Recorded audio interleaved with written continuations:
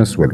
کله چې سهار سو سیټي له قبر څخه راووتل او اوس یې پوره باور پیدا کړی و چې د قبر عذاب هیڅ حقیقت نه لري. وروسته هغه په یتیمخانه کې یو بوډا سړي ته ورغله چې لور یې د تلویزیون د خپرونې ویانده وه او د هغه څخه یې وغوښتل چې خپلې لور ته ووایي تر څو هغه زما سره خپرونه وکړي او ماته د خبرو موقع راکړي.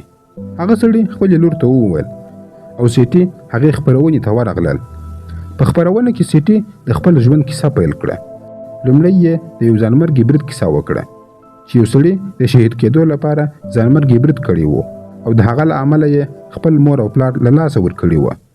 بیا یې د واښو کیسه وکړه چې د ورځې ښه انسان و خو د شپې یې د ماشومانو سره ظلم کوي. د هغې په وینا د قبر عذاب یو غلط باور دی. که دا رښتیا وي نو د واښو په شان انسان ته به خامخا عذاب رسېدلی وای. خو هیڅ ونه سول. هغې غوښتل چې د ثبوت په توګه سره خپله ویډیو ورښکاره کړي. خو کله چې ویډیو چلانده سوه هیڅ شی پکښې کې نه وه.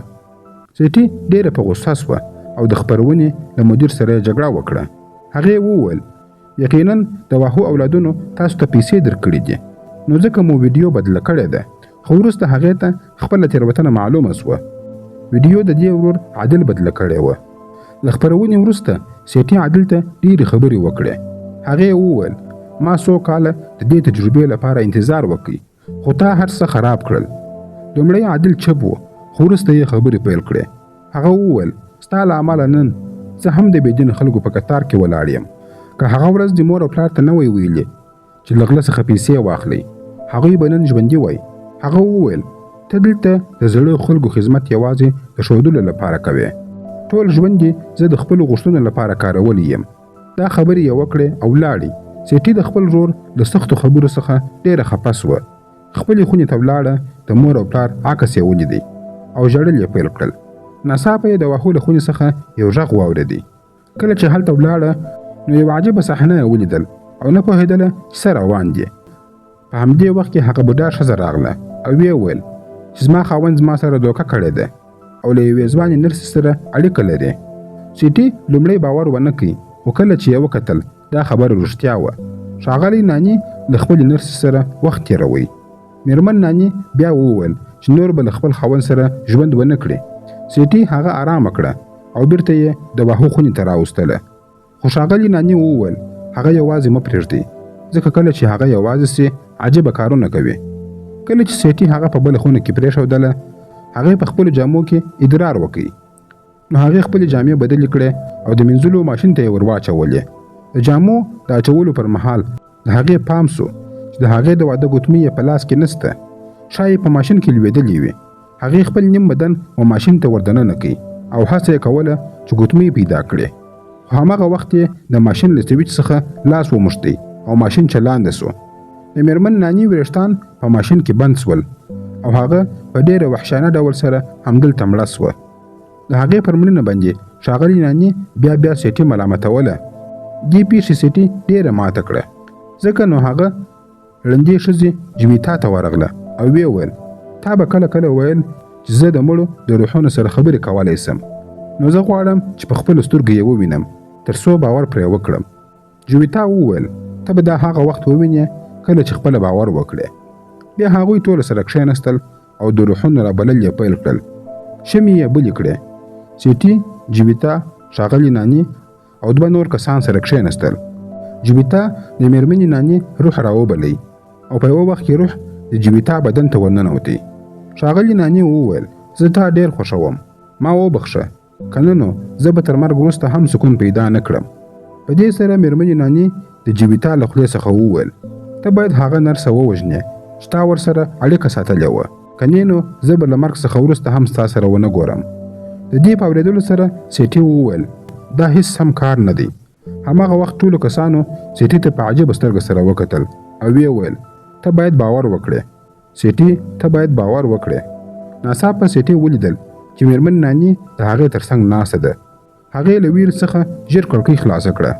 د کوټې فضا یې بیرته عادي کړه او ویې ویل چې اوس د غرمې د ډوډۍ وخت دی. ټول پاڅېدل او ولاړه. وروسته موږ ته عادل وښودل سو.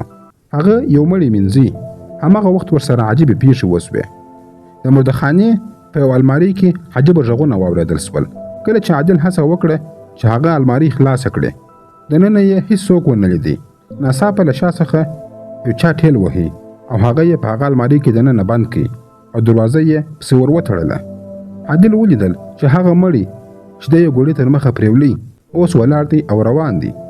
سیټیله هم د لاني سره هلته کار کوي. لاني وویل چې له ماشومتوب څخه یې له هیڅ چا سره مینه نه ده کړې، خو ښاغلي ناني هغې ته ډېر ارزښت لري، نو ځکه هغې پر هغه باندې زړه بایللی دی. ناڅاپه ښاغلي ناني پر هغې باندې برید وکړي. سیټي لاني بلې کوټې ته بوتله تر څو ویې ژغوري، خو هغه هلته هم خوندي نه وه. یو بل بوډا سړی راغلی او نرس لاني یې په چاقو سره ووهله. له مرګ څخه مخکې لاني سیټي ته وویل په دې ژوند کې هیڅ ارزښت نشته، او بیا یې ځان څو ځله په چاقو سره ووهي او مړه سوه. هغه بوډا چې لاني یې وژلې وه، سیټي ترې وپوښتل ولې دې دا کار وکړي؟ هغه وویل د قبر عذاب رښتیا دی، زه ګنهګاره یم، ځکه مې هغه ووژله. اوس به زما د قبر عذاب یو څه کم سي. سیټي وویل تا دا څنګه معلومه کړه؟ سړي د تلویزیون خونې ته اشاره وکړه. سیټي هلته ولاړه او ویې لیدله چې د تلویزیون په هر چینل کې د قبر د عذاب خبرې روانې دي. ډېر خلک دعوه کوي چې دوی دا ثابته کړې ده، او هغه کسان چې غواړي د قبر عذاب یې کم سي خلک وژني. دا ټول د سیټي د مرکې وروسته پیل سوي وه. سیټي پخپله هم دا هر څه درک کړل. جویتا ورته وویل دا نړۍ ستا له امله بدله سوې ده. بیا سیټي یوازې د واهو قبر ته ولاړه او شاوخوا یې ګرځېدله. ناڅاپه په هغه قبر کې ولوېدله. قبر له هرې لوري څخه پر هغې باندې راتنګ سو. سیټي د ځان د ژغورلو لپاره خاوره په لاسونو سره اړوله. کله چې هغه خاوره لیرې کړله د خپل ماشومتوب تونل ته ورسېدله.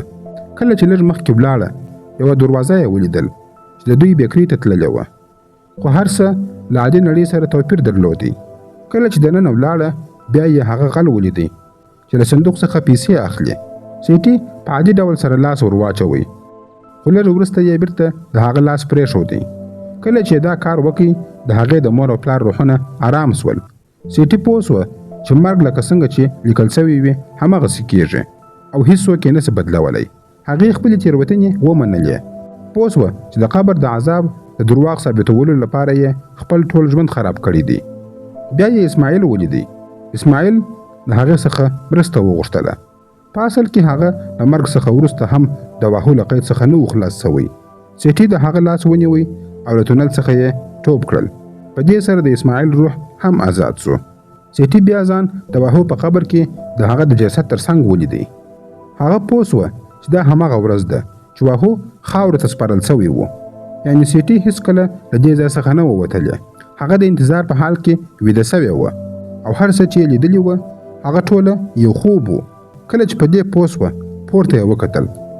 له هغه سوري څخه چې مخکې حشرات راوتل اوس یو مار قبر ته روان و. مار سیټي ته هیڅ پام ونه کوي بلکې مستقیم د واهو خولې ته ورننوتی. بیا د واهو جسد پورته سو او راکښېنستی او د قبر پوښتنې پیل سوې. خو واهو په ژوند کې یوازې ګناهونه کړي وه او بې ایمانه مړ سوی و، نو هیڅ ځواب یې نسو ورکولی. خو سمدستي یې خوله سره کش سوه او پرې سوه. واهو به بیا رغېدی، بیا به مړ کېدی، بیا به رغېدی، بیا به یې خوله سرې کېدله. دا په څو ځله سره تکرارېدله. وروسته مار له هغه له خولې څخه راووتی او په ډېر ویرونکي شکل سره بدل سوی و.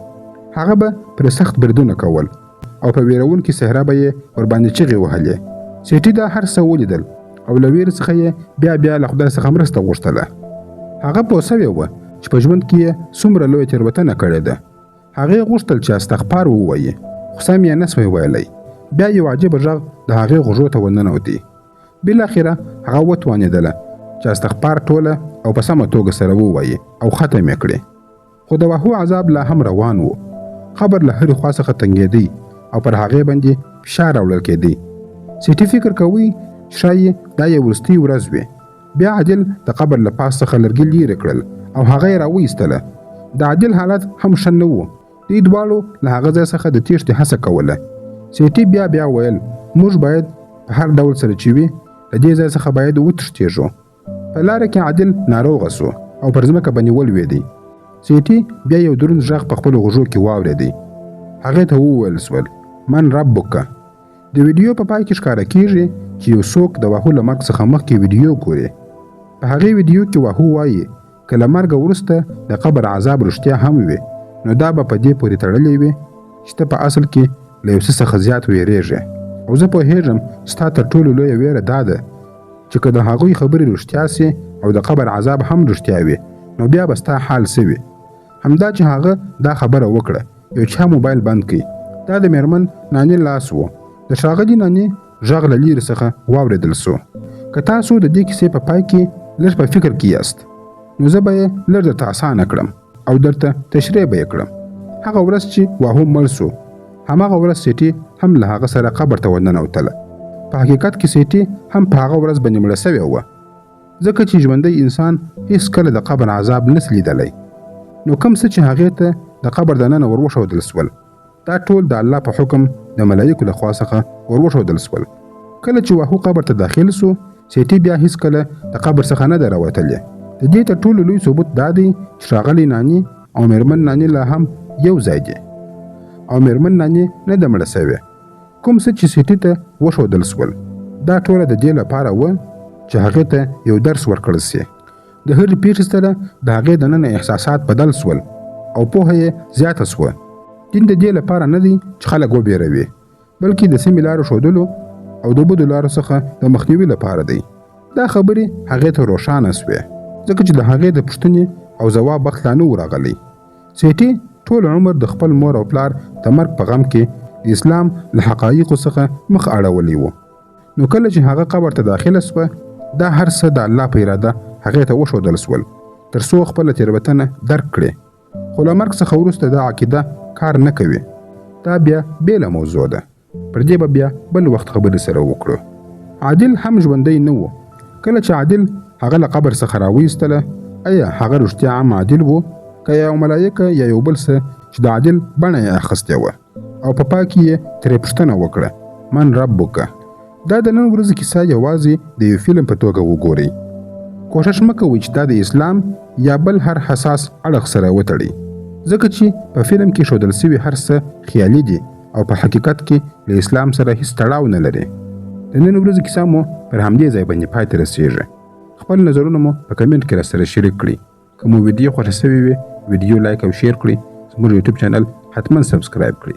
تر بلې ویډیو پورې مو الله مل شه. مننه.